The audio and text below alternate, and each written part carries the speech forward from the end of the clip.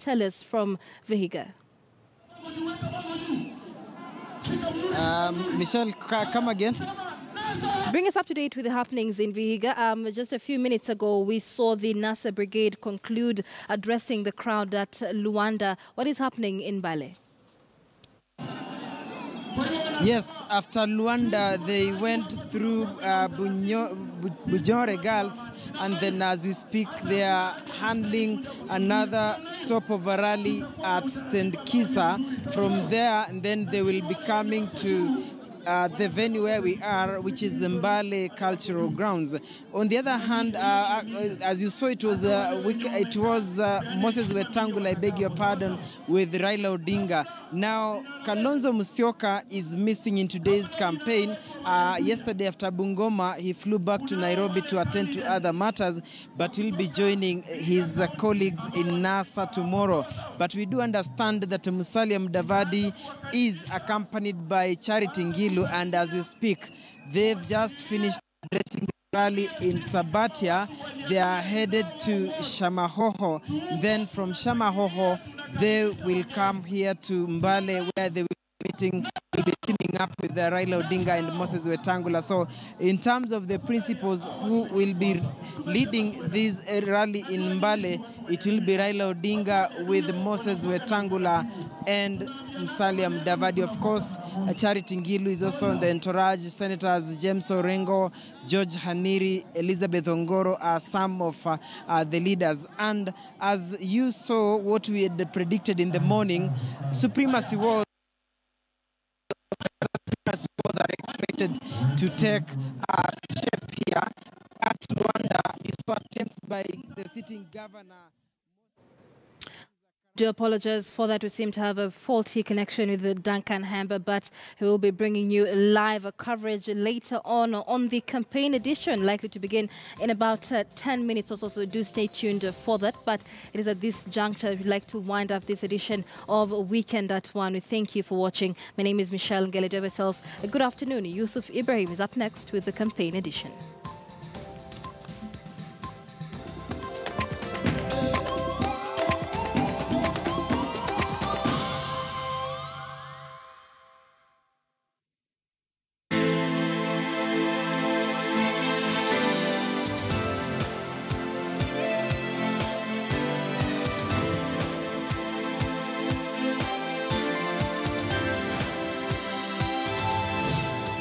KTN News. Get the whole story.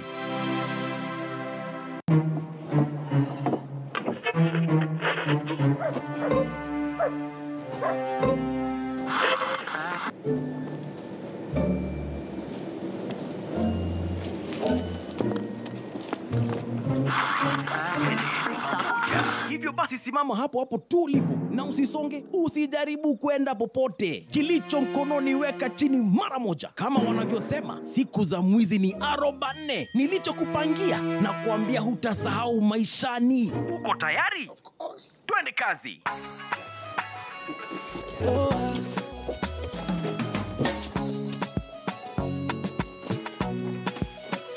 Uchesna sauti amenifanya na misitu, mwambia siogope, Ali ni kipenzi cha watu, tafanya pati nyumbani, hiyo yote kwa ajili yake, tena sije peke yake, siogope. Ukisikiliza Radio Maisha, kila mtu atakuunga. Hiyo yote kwa ajili yake.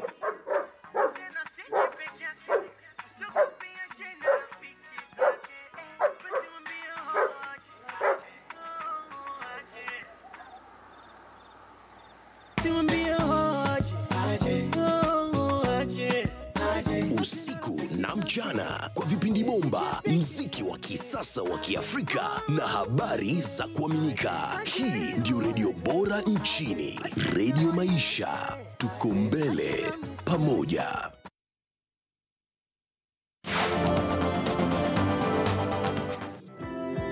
She is the princess of UK pop.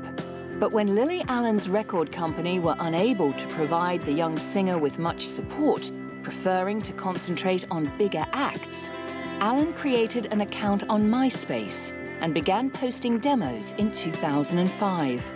The demos attracted thousands of listeners. Lily Allen is of a new breed of artists, taking marketing and promotion into her own hands, rather than relying on a record company. Allen posted online versions of her 2009 songs, The Fear, I Could Say, and Who'd Have Known. Within weeks, there had been between 250,000 and 1 million plays for each song on her MySpace page. There's no doubt that the internet, with its various ways to download music, has changed the face of the music industry, with legal downloads even changing the format of the singles chart.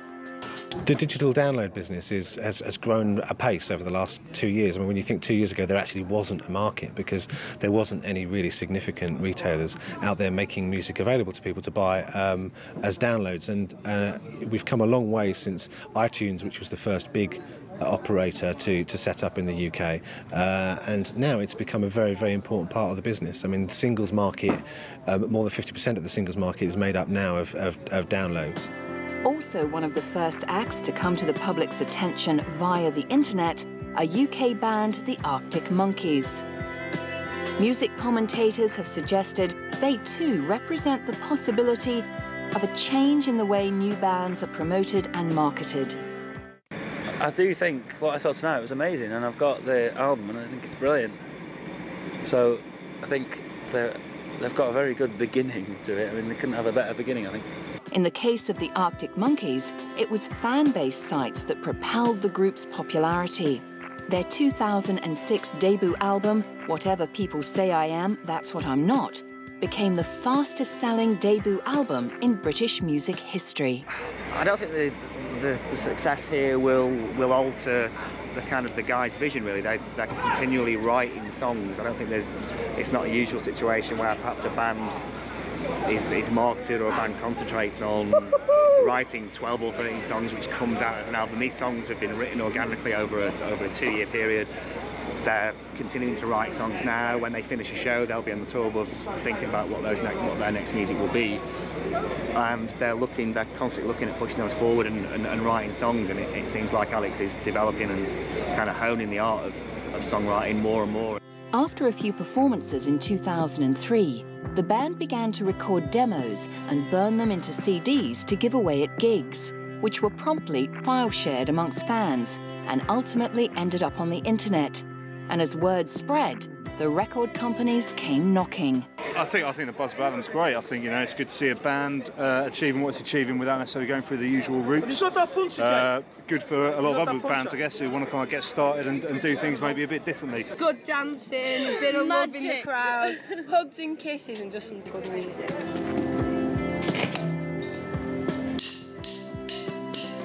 Websites like Slice the Pie are helping musicians get a leg up in the music industry.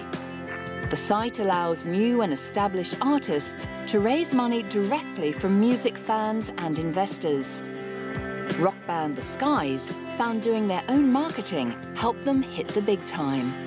You cannot go out as a band and just play in clubs like you did 30, 40 years ago and expect to get signed. It doesn't work like that now. And that's why we've taken the DIY approach, which is, through this website. And basically, it's just a thing of the past. People don't have these budgets. Music industry is changing because of digital downloads, etc., etc. So bands need to think for themselves on how they're going to do it. And if I'm honest, if we just carried on the circuit, I don't think we would have got anywhere. This is a great stepping stone for us.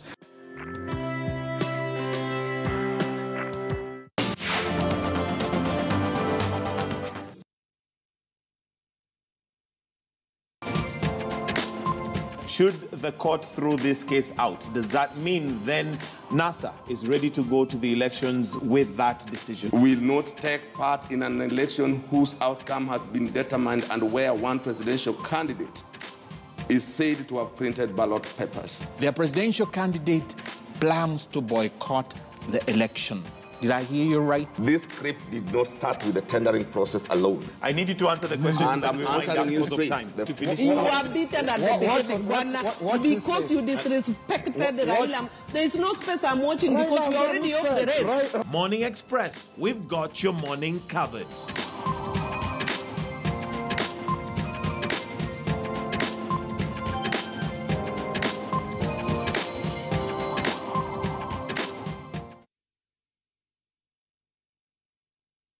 The numbers are clear.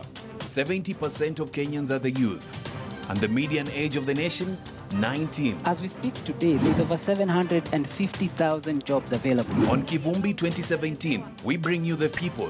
Tengeneze katiba ya kufunga hii maneno ya maandamano ya madaktari. The pundits and the politicians into one space to answer the important questions. Hawajaondoka, angalia sura zao. Hawataki kura hata moja ibiwe. Are the politicians speaking to the largest constituency? Kura yako, kesho yako. Will the youth be the deciding factor in this election? And do they know the power that they hold? Join the active ballot on the streets. Follow the conversation online and live on Kivumbi 2017 as we discuss the future of Kenyan youth, only on KTN News.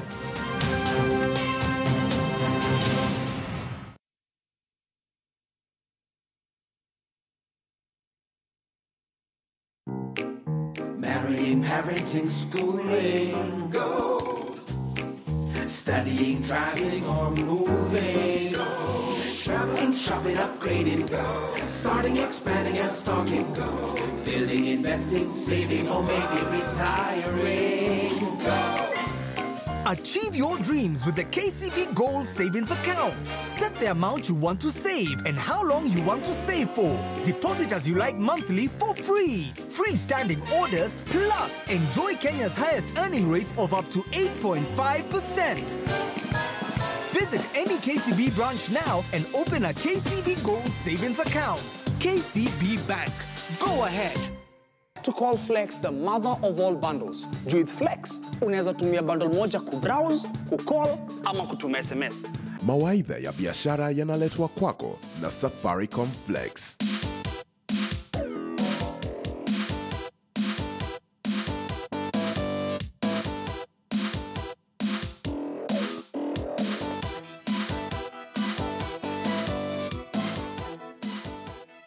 Unongoja? Dial *100# or *200# to join Flex today. Ile bundle flexible na affordable na kukupea rewards every time you use M-Pesa. Switch to Flex. Get more, use everything. This is KTN News.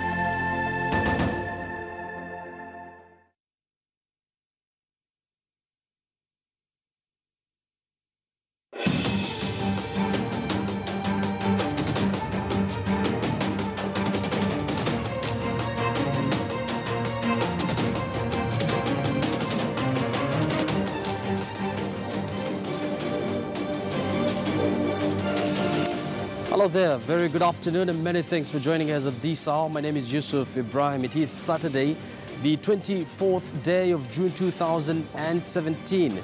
And welcome to the program. This is the campaign edition of Choice 2017, where we're going to discuss nothing else but politics. And speaking about politics today, former Prime Minister Raila Odinga and his NASA brigade are in Western Kenya, to be specific, in Vihiga. He is expected shortly in Mbale, and there, our senior political reporter Duncan Hamba is on standby just to tell us more what is happening there. On the other hand, Jubilee are in Meru County, and they're going to be in Meru shortly. And of course, they're definitely going to be led by President Uhuru Kenyatta and his deputy William Ruto. If you're just joining us, this is the campaign edition of Choice 2017. We're not going to discuss just the campaign rallies, but we're going to definitely talk about various issues affecting the country. To be specific, the two rulings that were made yesterday, one in regards to the tallying centers, and the other which was all about the printing of ballot papers. And I'm not alone in studio. We're going to have our analyst here who are going to basically separate facts from fiction and tell us more what that ruling is all about. On my right is Hassan Kochoria, laureate from the Oxford University, is currently writing something about Nairobi politics. And on his left is lawyer Kakai Kissinger. Many thanks for finding time to join us. Calvin Owidi, who is a political analyst, is about to join us shortly in this show. Now, before we start our discussion, let me just go straight to the video wall and look at some of the facts and figures from both Meru County as well as Vihiga. Let me just start with Meru County, and according to the 2009 census, it has a population of about 1.3 million, and then it has a registered voters of 712,000. 378, a very huge number. And we do expect the number to be more once we get official numbers from the Independent Electoral and Boundaries Commission. That is why you see both the two main protagonists, NASA and Jubilee, trying to make sure they woo voters from that part of the country. The two main contenders for the governor's seat are Peter Munya and his Senator Kiraitu Murungi, who is on a Jubilee party. Peter Munya is on PNU, which is affiliated to the Jubilee party. That is as far as the politics is concerned. During the 2013 presidential results, this is very interesting. Uhuru Kenyatta got a whooping 89% of the total vote cast. That is about 384,290 votes. Raila Odinga got just 8%. That is about 32,447. That is why Raila Odinga is trying to make sure that he gets support from Meru and turntables this time round. That is the 2013 presidential results. And still in Meru County, the gubernatorial results were as follows. Peter Getirau Munya, the immediate former COG chairman, got a total of 184,273. That is 43.82% of the total vote cast. It was followed closely by Kilemi Mwiria, who got 180,273. That is 42.87%. Kilemi is now going to contest for the same seat through the Maendeleo Chap party. And to just throw a spanner in the works, Kiraitu Murungi will be there and he is going to contest for that position through the Jubilee party. And as far as the senatorial results is concerned, Kiraitu Murungi got 361,897. He is the current senator. He got 86.85% of the total vote cast. Gitobu Imanyara got 48,050. That is 11.53%. Remember, Kiraitu once again is going to contest as governor this time round. Let's cross over to Western Kenya now, and perhaps Vihiga County. That is the home turf of NC leader Musalia Mudavadi, who is now also part of the NASA brigade.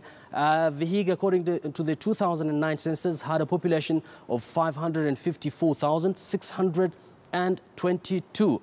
It has a total registered voters of 202,822. Once again, we do expect that number to increase once we get official number from the electoral body, that is IEBC. That is their population and the number of registered voters. Over to their politics now, and perhaps the current governor is Moses Karanga and his senator is George Khaniri.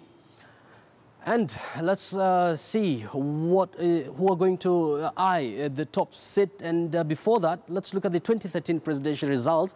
And Uhuru Kenyatta got 2% of the total vote cast. That is about just 2,542. Raila Odinga got 77,825. That is 46%. Musalia Mudavadi, who is the NC leader, who is now part of the NASA's Pentagon, got 82,426. That is 49% of the total votes cast. Remember, Musalia Mudavadi, together with Raila, they're now on one side. And of course, Uhuru Kenyatta is on the other side with his Jubilee alliance. And he has been making several inroads into Western Kenya, just trying to make sure that these figures increase from 2% into something else. So that is as far as the 2013 presidential results is concerned. Over to the gubernatorial results. Moses Karanga got 58,543, and it was followed closely by Kennedy Butiko, who got 57,096. That is the gubernatorial result. Over to how the senators performed there. The current senator, George Khaniri, got 112,816, and Henry Attende got 33,000. Those are just some of the facts and figures from both Meru and Vihiga counties. These are two centers where we're going to focus on as far as the campaign trail is concerned. Now, just to perhaps tell us more on what to expect as far as today's campaign trail is concerned, once again, many thanks, Kevin Owidi, for joining us. You're not here when I was introducing my guest. Many thanks for finding time to join us here. So let's just go straight to what is happening today before we even discuss yesterday's ruling. It's apparent now that, you know, Jubilee and NASA, they're basically exchanging places. Last time on Saturday, it was NASA who were in Meru. This time around, it's Jubilee. On the other hand, Jubilee were in Western last Saturday. This time round, they're in Meru. What is happening as far as the campaign strategists are concerned? Do you think they are trying to outweigh each other? Yeah, they are trying to campaign each other because as Jubilee is in Western, NASA is listening very carefully to the statements they make, the narratives they put across, and then they go to unwind them so that at the end of the day we will remain with status quo as it was. You've just shown some figures there showing what the status was the other time. I saw in Vihiga. And remember now, Vihiga, we are now having Moses, Mudavadi and Raila Odinga in one team. Yes. Most likely. In 2013, they were on a different team. Hold on to that. Well, let me go straight to Mbale. Senior political reporter Duncan Khaemba is on standby right now. A very good afternoon to you, Khaemba, and perhaps what more can you tell us from Vihiga? Sorry, Yusuf, yes, I was trying to get to the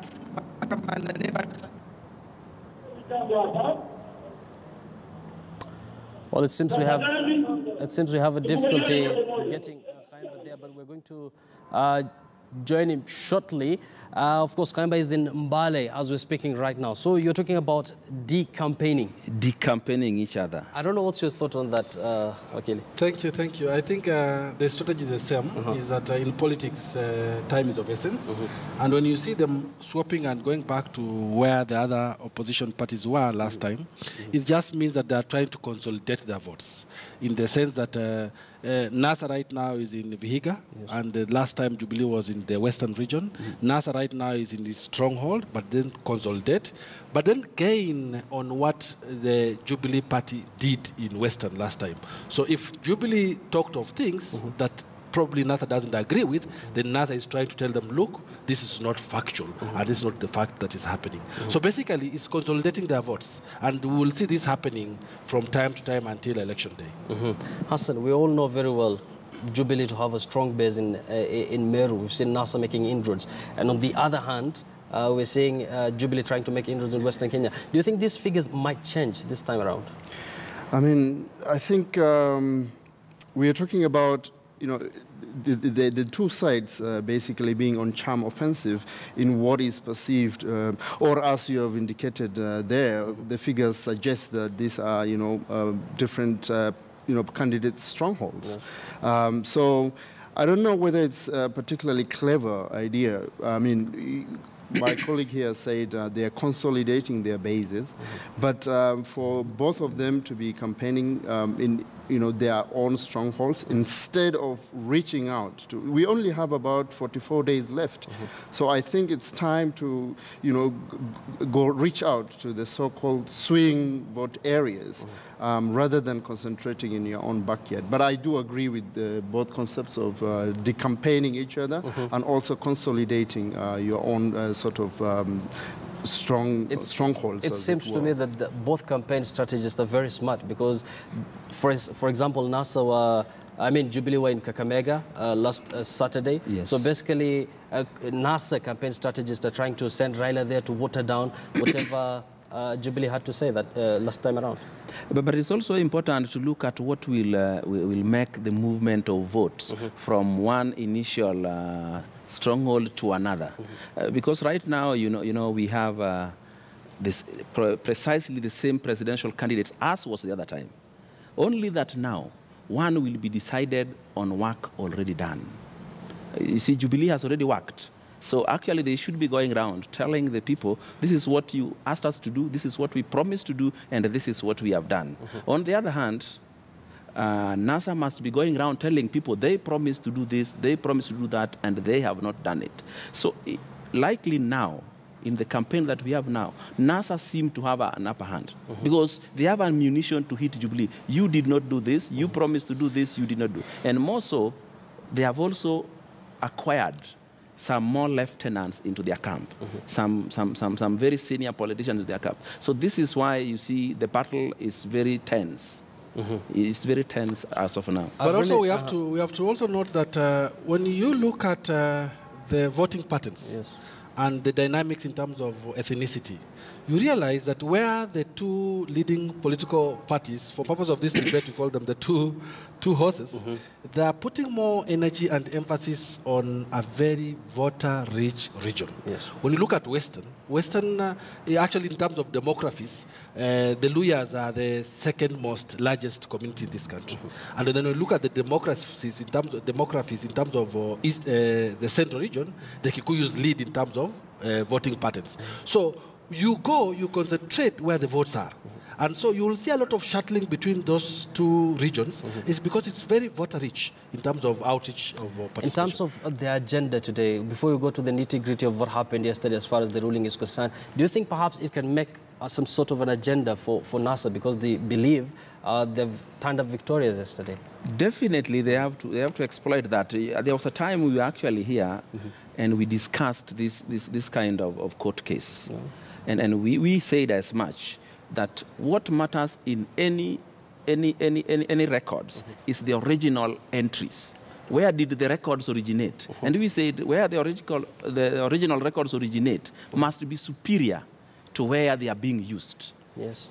And we expected the courts to go that route, and that was NASA's argument from day one. And actually that is where the courts has gone. So they are going to depict now Jubilee as people who want to shortchange the people.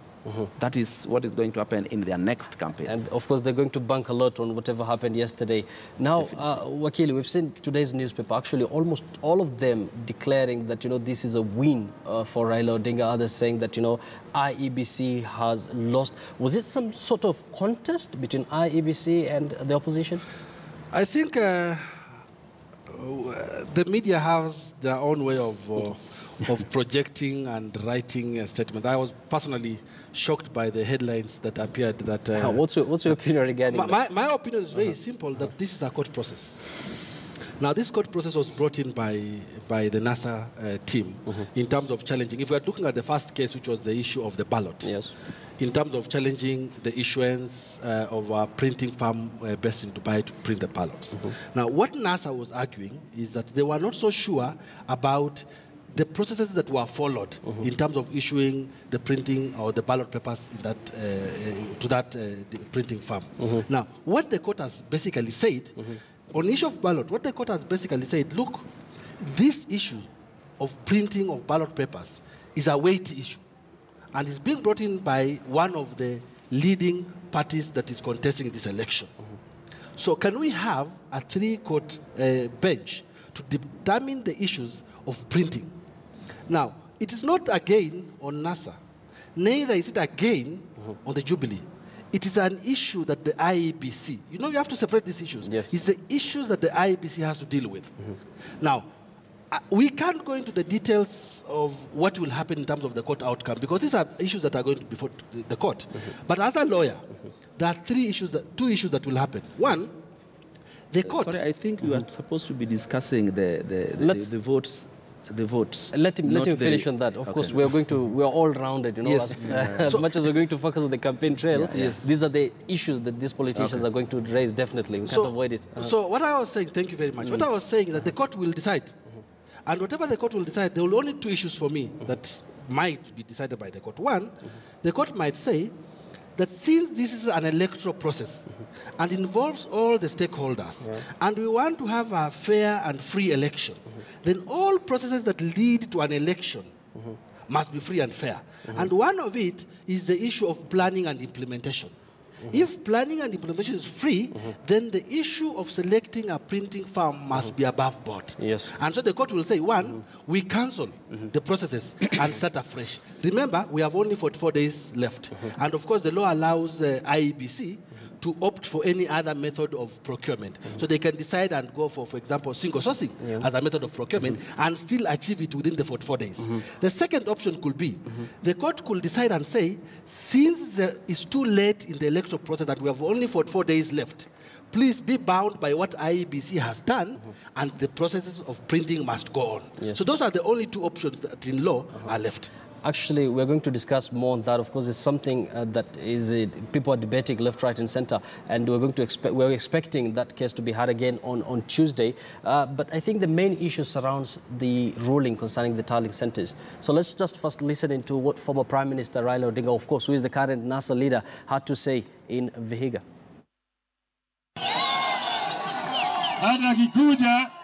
Hata akikuja usimpatie.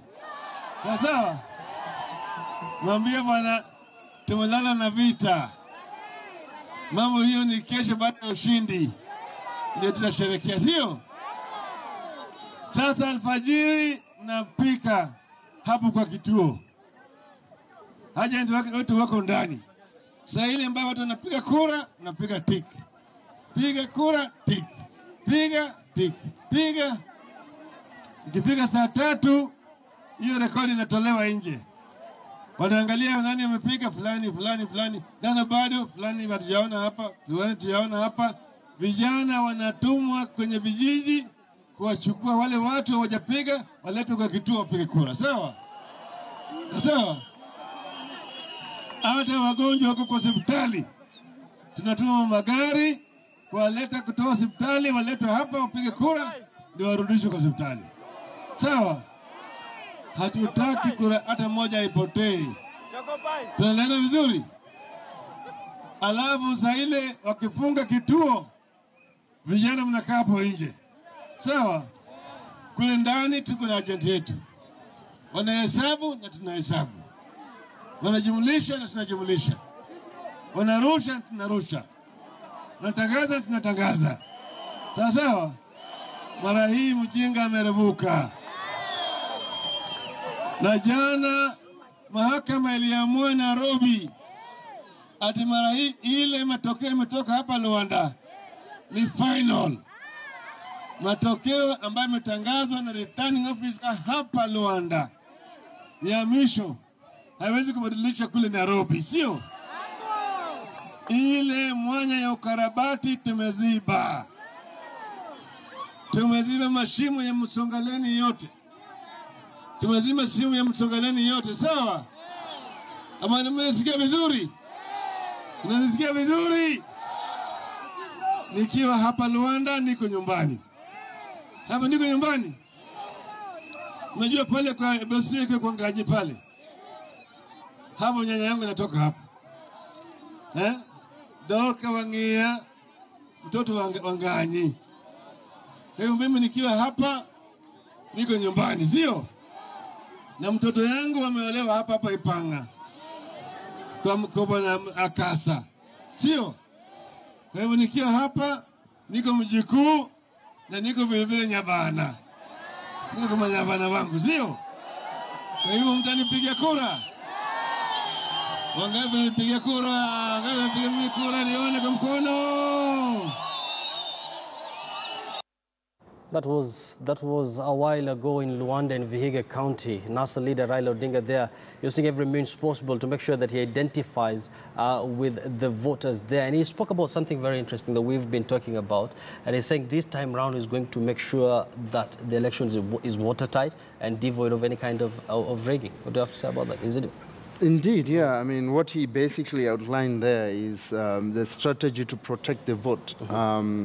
I don't know how practical some of them would be because, I mean, for example, he talks about basically looking at who has voted and who hasn't voted and then, doing a kind of, register and saying who has voted and who hasn't voted, and then we basically go out and fetch those who have not voted.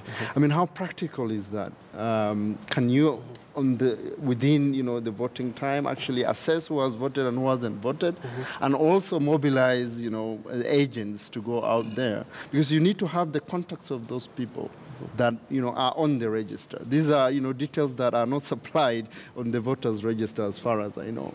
So while obviously NASA is trying to seal all the loopholes based on their grievance around the 2013 elections, they have to be realistic. How much can they do? and what is possible. Adopt a polling station is obviously a very clever strategy, which I think was sort of copied from Ghana in this, good practice Hold on to that. Of course, I'll want to hear your view on that. But first, let's just cross over to Mbale, where senior political reporter Duncan Khaemba is on standby right now. Now, Khaemba, I can see you very clearly there. Have the principals or members of the Pentagon arrived in Mbale as we're speaking? Yusuf, I couldn't hear you clearly well, but if I got you right, the principals will be arriving here at the Mbale Cultural Grounds any time from now. Remember that just like yesterday, they are leading two parallel teams. We understand the NASA presidential candidate Raila Odinga and Moses Wetangula have just concluded their rally in Kima. They are now at Kilingili before moving to Stand Kisa. Then they will move to a place called Sosa, whereas Musalia Mudavadi and Charity Ngilu have finished at a place called Majengo. Now they're on their way to Sosa. It's at Sosa where Musalia will join his fellow principals Raila Odinga and Moses Wetangula. Then they will drive with other NASA leaders that are on the campaign trail driving into Mbale town in a convoy, then eventually end up here at this cultural grounds, Mbale cultural grounds. So that is how they are conducting their campaigns today. And as I mentioned earlier, their running mate, Kalonzo Musyoka, is missing in action today. He left for Nairobi last evening. We understand he'll be teaming up with the rest tomorrow. So that is as it stands now here in Vihiga County, Yusuf. Many thanks, Khaemba. Clearly, it seems the NASA outfit, basically killing two birds with one stone. So what are some of the agendas that we do expect them to raise today, perhaps? From what I've gathered in their two rallies, the last one at Luanda, they are trying to sell this kind of narrative to their people here. Remember that this is the home ground for Musalia Mudavadi, the founder of NASA. And yesterday in Bungoma, they were trying to explain to Wetangula supporters the reasons as to why Wetangula and Mudavadi had to step down for Raila Odinga. So this being Mudavadi's home ground, he will also be explaining to the rest or to his supporters why he had to pass the ball or rather the baton to Raila Odinga. And what they've explained to them is majorly that they own the biggest stake in this power-sharing deal within NASA, because they are telling their supporters that if you combine the clout that Wetangula will have with that of Musalia, will supersede what their fellow principals Raila Odinga, Kalonzo Musyoka, Isaac Ruto will get, and as such, they are being told that they will be the biggest beneficiaries should NASA form government. Another agenda that they've been selling to their supporters is the fact that their 10 million strong agenda slogan is real, and they are saying this has been actually confirmed or reaffirmed by yesterday's Court of Appeal ruling that presidential results be declared at the constituency level to be final. So Raila Odinga says in Kiswahili that wameziba mashimo yote ya Msongareli.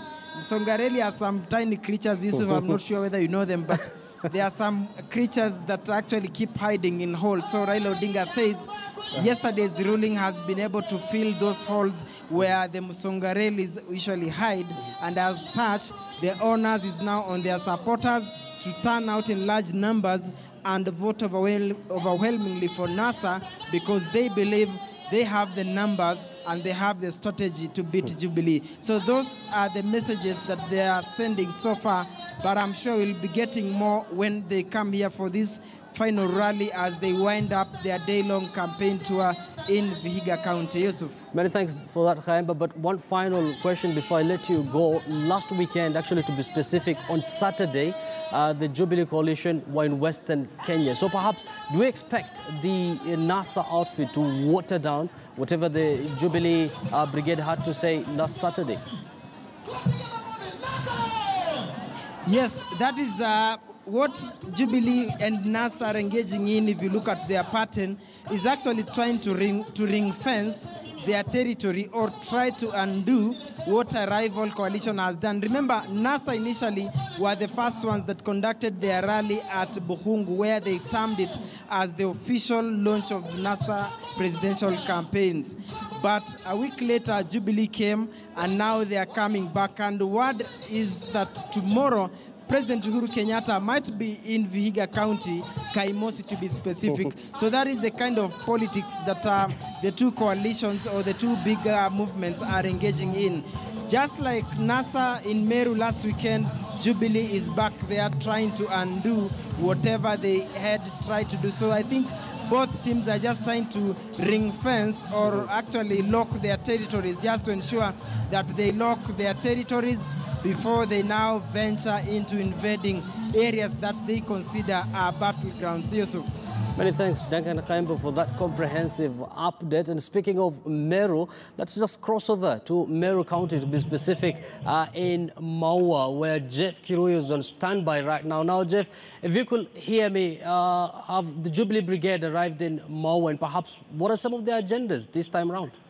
Well, a very good afternoon, Yusuf. Since we are here at Antubwetwe in Gembe constituency, and of course we are heading to Maua town right now, where there will be a public rally, of course being led by the president and his deputy William Ruto, of course accompanied by the area leaders. And right now as we speak, the main agenda has been the green gold, the Meru business in this region. Of course, the president promising, or rather pledging that, urging residents to form cooperatives so that the government can chip in terms of how to manage the Meru in this county. And of course, there has been another issue about the 6Ps for voting pattern in this county, and residents seems not to buy into that idea of voting in Jubilee candidates from the president down all the way to the member of county assembly. Of course, residents making it known that they are okay voting in the Jubilee government at the top, but at the grassroots,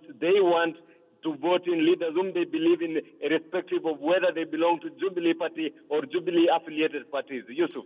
Well, Jeff, there's a very interesting contest between the current governor, the immediate COG chairman, Peter Munya, and Kiraitu Murungi, who is on a Jubilee party. Of course, Peter Munya is on PNU, which is affiliated to Jubilee. Has the president made clear who he is supporting, making sure that he doesn't go out of favor with the people? And perhaps he had made several stopovers in Lare and other areas within Meru County. What are some of the messages he has already conveyed to the people there? Well, Yusuf, the Gembe area generally is an area considered as a Munya stronghold. And the message here has been that they are supporting Peter Munya. But remember yesterday, the president steered away from the gubernatorial race, saying that despite the fact that he's drumming up support for Kiraitu Murungi, and he acknowledged that there are some supporters of Peter Munya, and he is urging them actually to vote for whoever they want, but at the top seat, they should only focus, or rather vote for Jubilee and, of course, President Uhuru Kenyatta. So, Yusuf, the message here is clear. Let us choose our leaders at the grassroots, but at the top there, they are saying that they are okay with the Jubilee government. But, of course, that is subject to debate now, as it is now, as we, of course, head towards other constituencies. We are yet to find out if that is the same scenario in Tigania area. Of course, that is also one of the major areas which the NASA coalition focused on in their last visit 2 weeks, or rather a week ago. Yusuf.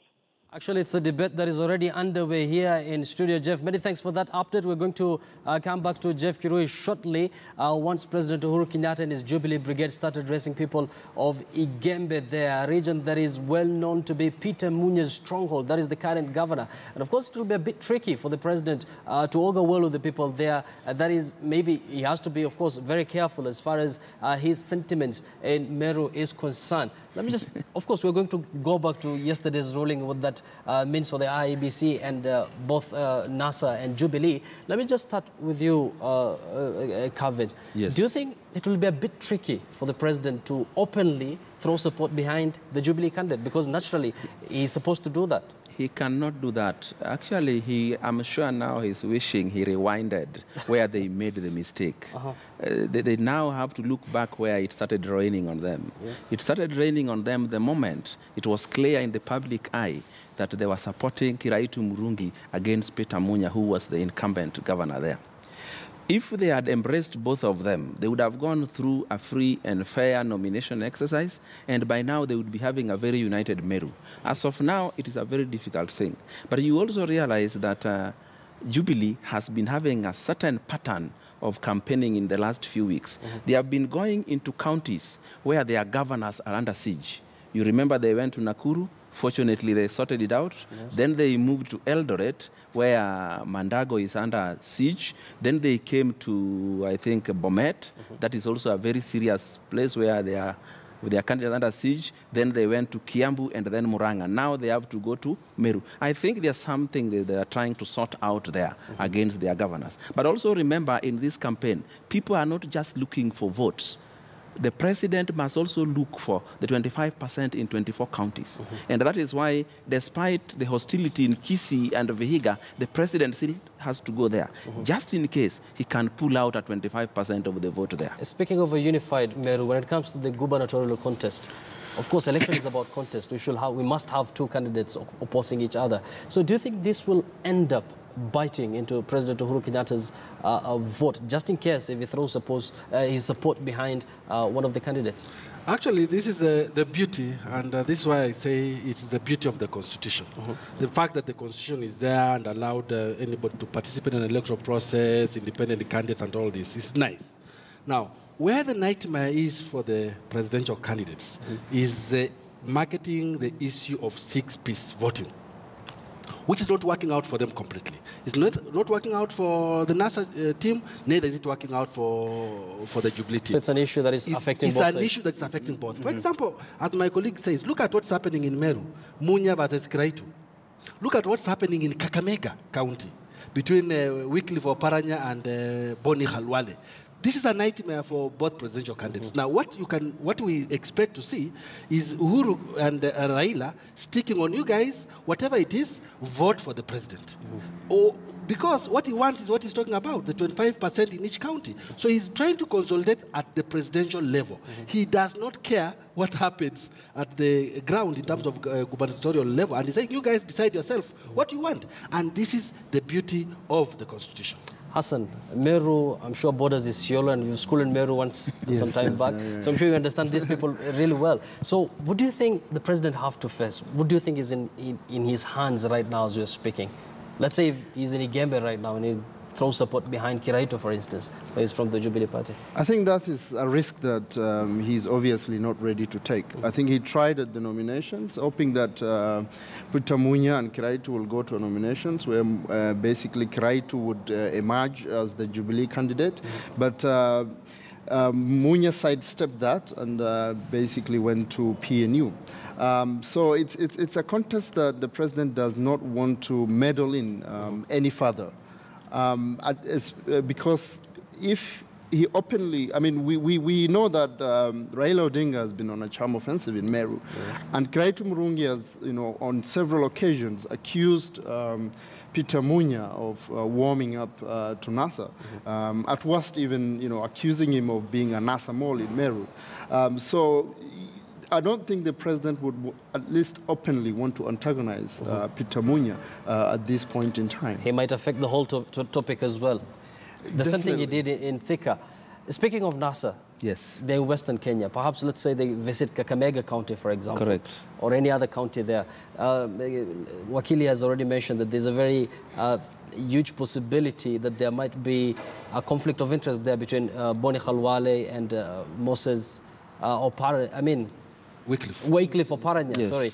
So, do you think it's the same problem that is facing NASA in Kakamega as well? Kakamega is a battleground for candidates who are both in NASA. And you remember Oparanya is in ODM. Halwale is in Ford. Yet Halwale is a superior general in the war against Jubilee than Oparanya.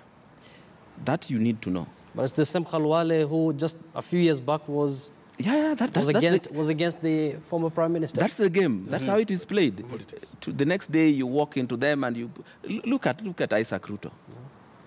Narrative-wise, he's a better campaigner than all the 5 NASA principals put together. And he moves the crowd. So is Kalwale. And NASA can't risk decampaigning him in Kakamega. They have to embrace both and say, go to the Derby and let's see. But fortunately for them, none of them is independent. Yes. You know, the problem here most is independent because they don't belong to any party. So they cannot have any party's backing. But Luale can have his party's backing there, and subsequently NASA if possible. But the presidential candidate cannot go there campaigning for one and leaving the other. He would be jeopardizing his own Do you think this might give Jubilee some kind of a loophole there in Kakamega or in the larger Western bloc within all this confusion? Do you think they might get a chance and increase their numbers? I highly doubt. I highly doubt in terms of what impact Jubilee will get. In this case, what impact Uhuru will get in Kakamega. If we go by the statistics, last election, Uhuru only got 3% in Kakamega. In terms of statistics, the vote that actually were cast for him. So I highly doubt the impact that it will increase any vote for him in Kakamega. Look at the Jubilee candidate in Kakamega. She's a lady, and she's extremely weak. Now, you have to note that these two, as my colleague is talking about, Oparanya is very strong on the ground, but Khalwale is very strong in the city.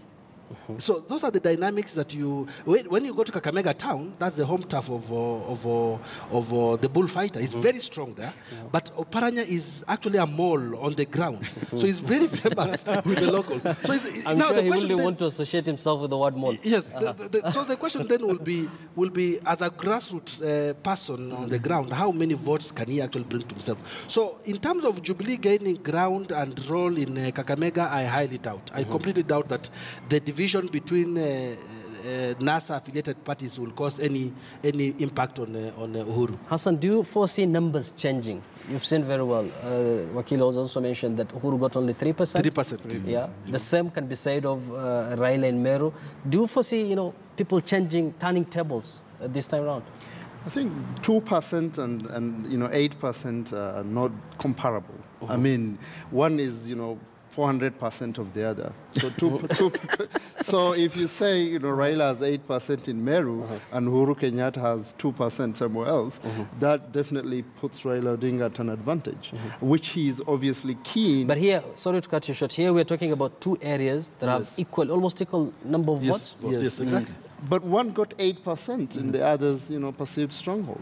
So Raila Odinga got 8% in Uhuru's stronghold, while Uhuru got 2% in Raila's, or 2 or 3% in Raila's stronghold. So obviously Raila is ahead, statistically speaking, and of course he has also basically capitalized on Jubilee's, mishandling of issues in Meru, particularly, the ban on Miraa in Europe, particularly the UK and all that. Hassan, so I think he has a better narrative to sell in Meru than Raila has to sell in Kakamega. Speaking of Miraa, they refer to it as green gold in Meru. The president had something to say to that effect in Meru earlier on during one of his stopovers, I believe in Lare. Let's listen to what he had to say.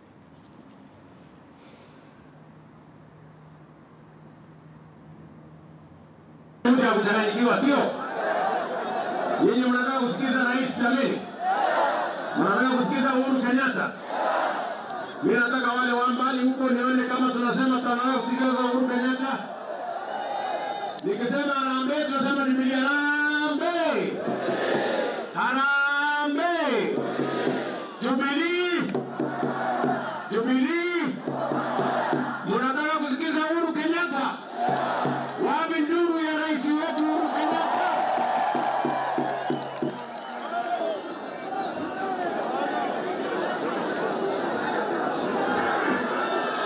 Haya. Wenzetu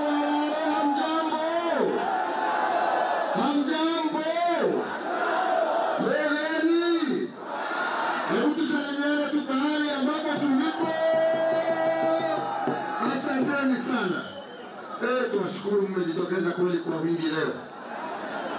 Acha nipande hapa juu ndio tuonane vizuri.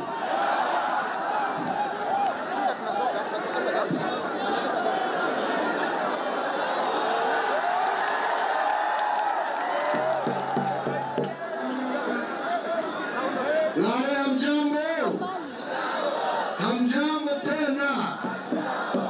Asanteni sana. Mimi nataka kuchukua fursa ya kwanza kuwarudishieni asante sana wenzangu kwa vile mmetupokea na roho safi. Asanteni sana. Tukiwa tumekuja hapa kwenu leo kuwaomba kwa heshima kuu na kwa unyenyekevu, tarehe 8 mwezi wa 8 wenzetu wa Lare mjitokeze, mtupigie kura, serikali yenu ya Jubilee iweze kuendelea awamu ya pili. Wenzetu, sisi haja yetu ni umoja na amani kwanza, na kuunganisha jamii zote za taifa letu la Kenya, na kuhakikisha ya kwamba Wakenya wamehudumiwa. Wenzetu, tunawaomba hiyo kura ndio tuweze tuendelee na kazi ya kuunganisha wananchi kwa stima. Tuwauliza hiyo kura wenzetu, ndio ile shughuli haswa ya barabara hizo mbili ambazo mtu ametaja hapa, tuweze tuendelee nayo. Tuwaomba kura yenu ndio mradi wetu wa maji, damu 3 kubwa na zingine 3 ndogo ambazo tunataka kujenga katika kaunti ya Meru, tuweze tumalize wenzetu. Tunaomba hiyo kura wenzetu, ndio vile tuliwaahidi ya kwamba watoto wetu hawatalipishwa kufanya mtihani. Tunataka mwaka ujao tuhakikishe pia ya kwamba watoto wetu wakienda shule za upili hawatalipishwa kutoka form 1 mpaka form 4. Wenzetu tunataka kuendelea na yale ambayo tumesema, wakina mama wetu waweze wajifungue kule katika hospitali za serikali. Wenzetu, Mwambie asimame tu. Mimi najua na ndugu yangu mwingine anamuita kitandawili. Ngoja. Tunaelewana? Hatuwezi, unamjua gari inaenda. Ambaye anakuja kusema ya kwamba ati hatujafanya mengi haswa kuhusu mambo ya miraa. Mimi nataka niwaulize wenzangu, kwa kweli serikali yenu ya Jubilee ndio ya kwanza kuhakikisha ya kwamba miraa imewekwa kuwa cash crop katika taifa la Kenya. Leo hii hakuna tofauti katika sheria za kitaifa kati ya mkulima wa miraa, mkulima wa kahawa na mkulima wa majani chai. Wote ni sawa.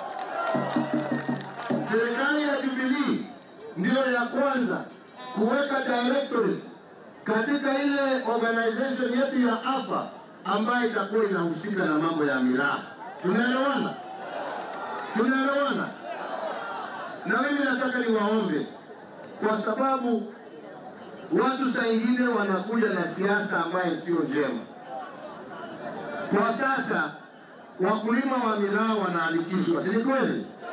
Mimi nataka niwahakikishie, msisikize porojo ati mtu anaandikishwa ati ndio akuja aitishwe kodi. Unaandikishwa vile tunaandikisha wakulima wa kahawa, vile tunaandikisha wakulima wa majani chai, na ndio sasa tukianza kutoa msaada tunajua ni watu idadi gani ambayo tunadili na wao. Tunaelewana wenzangu?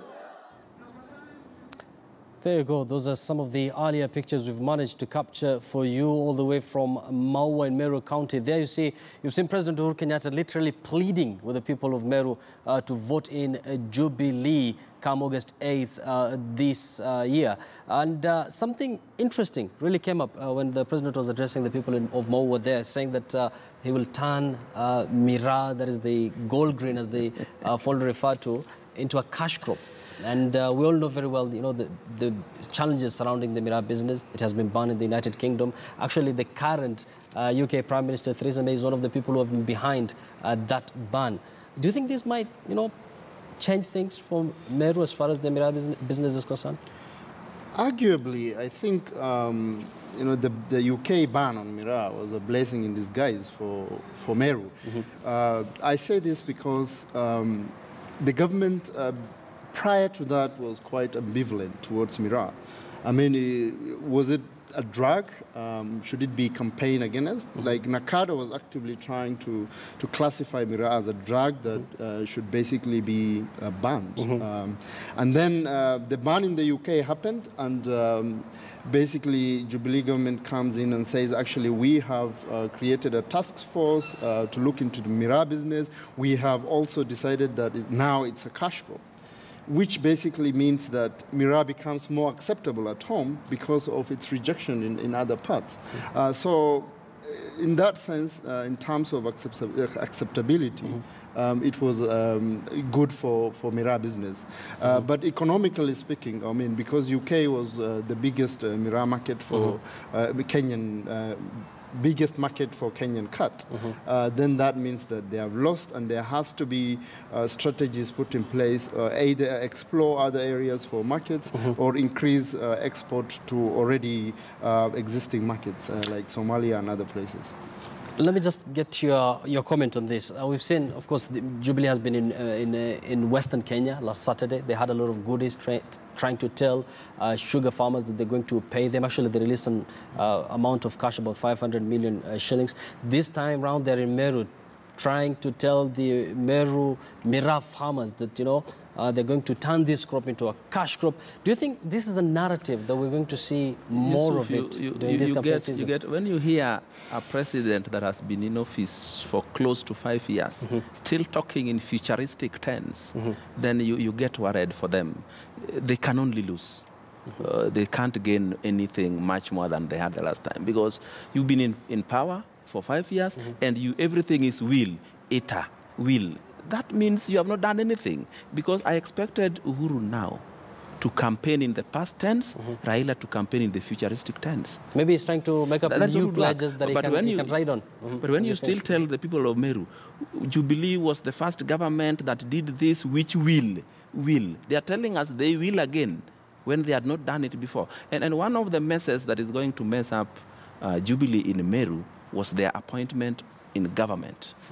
When you look at the appointments in the Kenyan government, majority of them just come from Ruto's stronghold and Uhuru's stronghold. None of them significantly come from Meru and other parts. So that is also very important in this campaign, because, you know, the electorate in Kenya are generally, majority of them are below average in education. So for them, they tie so much emphasis on who is our man and who is not. They tie so much emphasis on sentimental values rather than even economic values, unless it is something that directly goes into their stomachs. So Uhuru and Ruto are having problems in those fields. There's something where President Moi beat them when he was in power.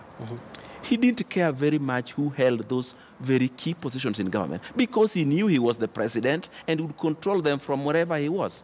You remember during Moi's regime, there was no time that the finance minister was challenging. And there was no time that international security minister was challenging, because he knew he is the president, he's still above them, whether they come from Giriama, whether they come from Kambani, whether they come from Lula. So this is something that has failed these two gentlemen. They took power, and I think their strategy was to show their strongholds that you must come out and vote, because when you vote, the top layer is always yours. But they forgot that they don't have the numbers. If Raila Odinga radicalizes his strongholds very well, and they come out to vote, he doesn't need to look for new votes. He just needs the ones that are in strongholds to come out and vote, and he'll be in office on I think you've raised a whole different debate when it comes to equality, when it comes to government appointment. But for now, let's just zero in on Meru for now. You've seen the president there, you know, pledging support for the Meru farmers, the same thing he did in Kakamega. So do you think these are these kind of pledges, you know, this kind of promises are going to make him gain some traction in that region? Actually, this and is... get hold on to his support base? Thank you very much. This is the difficulty of campaigning as a sitting president. If you are campaigning for the second term, this is the difficulty because to sell your agenda becomes extremely difficult. Look at what we've been watching happening in Maua. He's basically struggling to tell the voters that, look, I'm planning to do this Mira to make it into a cash crop and all that. In fact, yesterday, I came across a Gazette notice that has actually been gazetted. I've selected some prominent people from Meru to lead into this committee to lead issues of discussions of how they can make the Mira a cash crop and the issues of the UK banning and all this. Yeah. So these are some of the things that the efforts that are coming in but too late. As a voter, standing in that campaign platform, I'm asking myself, you've been a leader for the last 4 years. This is the 5th year. Why didn't you do this thing earlier on? Just like what my colleague is talking about, futuristic. Now, this is where, in my view, Raila Odinga and his NASA brigade are actually gaining ground. Them, they are coming and saying, look, you've been promised this, but us, we are going to do this. And politics is not about tomorrow. It's about what's happening actually now. You saw what happened yesterday by Uhuru. Uhuru was somewhere campaigning and there was a tractor coming in and I think it was somewhere in Central. Raila was in Western and he only uttered one word, that they are only bringing Tinga Tinga there, Tunguruma, and once the rally is over, they move away. So please do not be caught up by these kind of things. But this is the challenges of campaigning as an incubator. It's very difficult. So Uhuru has a higher task to actually convince the voters that these things he didn't do them in the last 4 years, but he wants to do it in the next government. Before I come to you, Hassan, something very interesting. Duncan Heimer, that was a reporter from, our political reporter was from Vihiga a while ago, said that today, for instance, the former Prime Minister is in Vihiga. Yes. And he's expecting Uhuru there tomorrow. Yes. What is happening in these, I mean, in their strategy? Are they trying to zero in on just Western Kenya and Meru at the expense of other regions? No, I told you in this thing you must make your mathematics work. You must take proper statistics. You remember in the last general election, despite Raila having lost to Uhuru, he had 24 counties in his favor. And you know you need at least 25% of the total vote in each of 24 counties. Yes. Maybe Jubilee has done their calculation and said they have to rely on some 3 counties to give them the 24th so that they can be declared a proper winner by the Constitution. So maybe they think in Western they could run away with 1. So they have to try, they are struggling. Which but are the 2 others? In Western, of course, there's Kakamega, Vihiga, and Bungoma, and of course Busia. Yeah. But all of them are so much NASA. But they have to try, because they have to try to get 1 so that they can be on the safe side. And, you know, he was there last week on Saturday. The NASA leader is there today. Actually, currently, he's already there trying to address, about to address people in Bale. Do you think he's trying to make sure that, you know, Jubilee doesn't get space to breathe in Western Kenya, as much as perhaps he knows, you know, this is his stronghold? Speaking of Raila, that is. Yes, and I agree with what my colleague is talking about. It's what Uhuru is fighting about is a legal requirement. Yes. This is a battle on the legal requirement. You must get the 25% in those counties that are required. And number 2, for you to be declared a winner, you must have the 50+1. So it's a major legal requirement that he's struggling about. And so, Western part of Kenya, those 4 counties in Western, Busia, Vihiga, Kakamega, and Bungoma, are the fishing ground for Jubilee. Because Jubilee must at least get 1 or 2 out of those 4. So it's a really, really nightmare for the sitting president. So therefore, he must by all means visit those areas. And this is not going to be the last time to see him going there before the election. In the next 44 days, he will make 2 or 3 more trips there. I do not know what's happening in Busia, because Busia has been warming up to Jubilee. Yes. I do not know what's happening there right now in terms of the Ababu Namwamba effect. I don't know what's happening there. But definitely, Uhuru has a higher task and challenge to achieve any single county as a voting bloc for him in Western. I'm sure Widi would like to disagree with that. You have a different opinion that Ababu Namwamba is a factor? No, Ababu Namwamba has been subdued. It's not a factor anymore.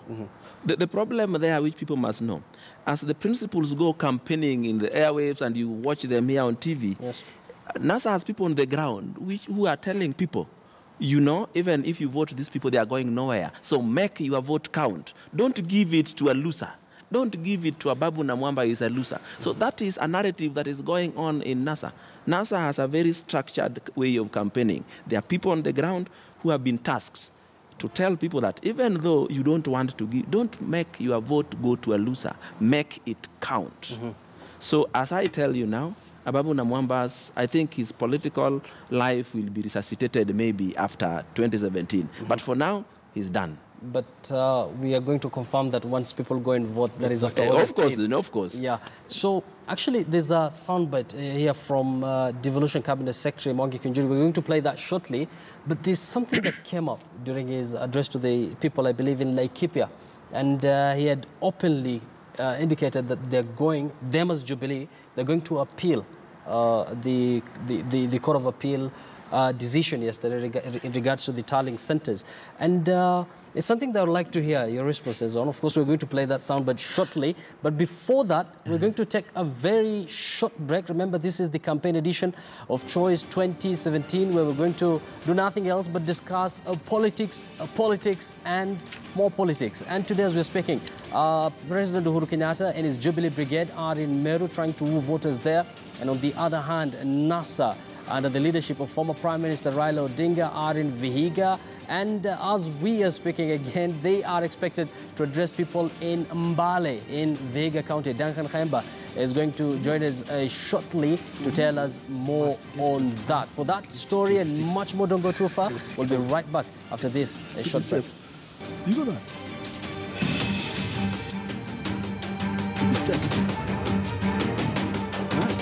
No, Raila will get them.